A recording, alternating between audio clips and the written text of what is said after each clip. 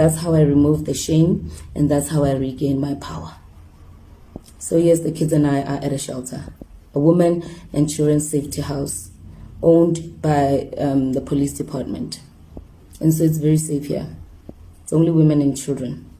Everything is provided for. And they just keep you here until you feel safe enough to get out there if you come from a domestic violence situation, or you can. Hello and welcome to Marvasa Films, guys. We do have like some breaking news, but also at the same time for me it's sad news, guys. So I've been very like hesitant to share this, but right now I just decided that, you know what, let me just break it to you guys, right?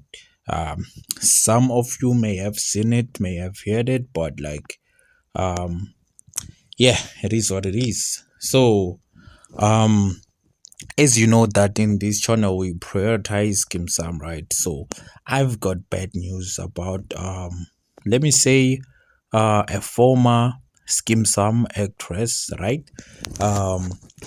Also known by Mohadi. So guys, the lady is going through a lot, right? Like she's going through a lot. Her real name is Bebetsi Matlaila. Mohadi on Skeem Saam, that was her role. So the lady, guys, she is homeless, right?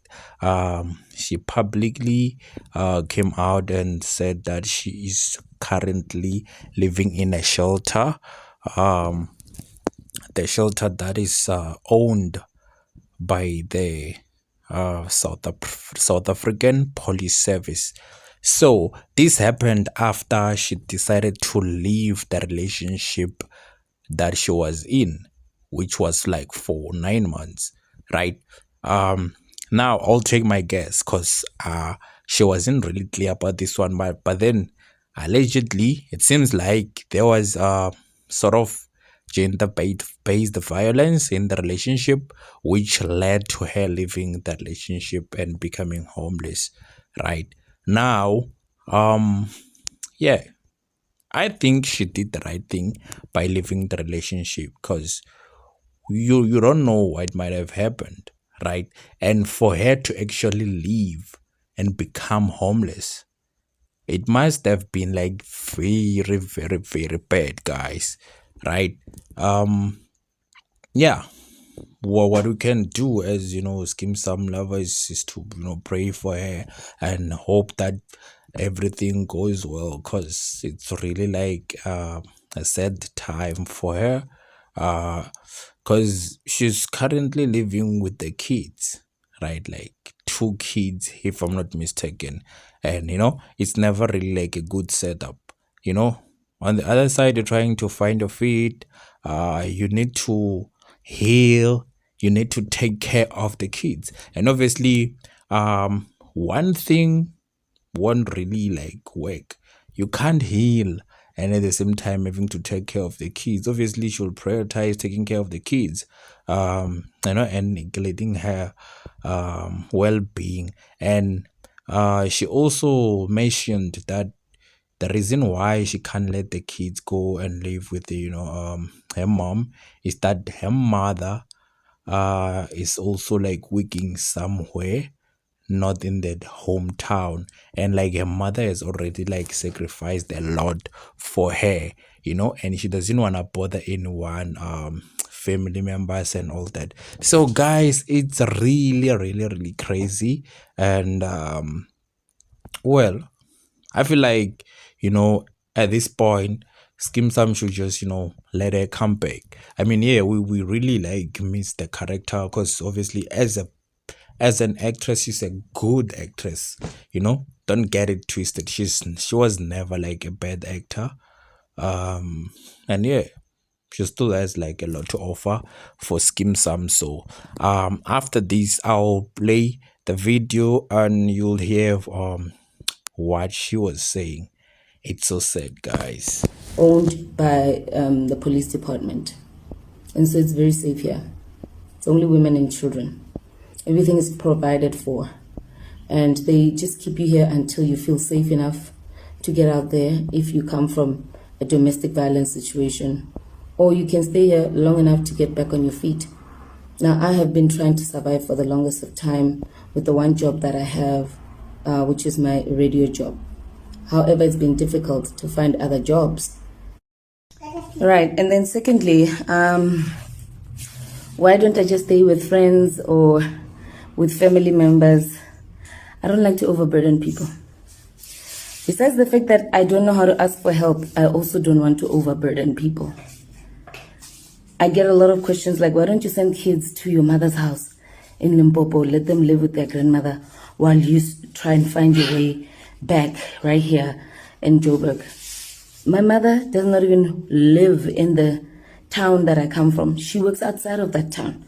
She only comes home or to her house on weekends and holidays. And honestly speaking, my mother has sacrificed too much already for me and my children. And so much so that even other family members are looking at me as a leech, that I am sucking my mother dry. So I'm trying to do this on my own without the help of my family and without burden.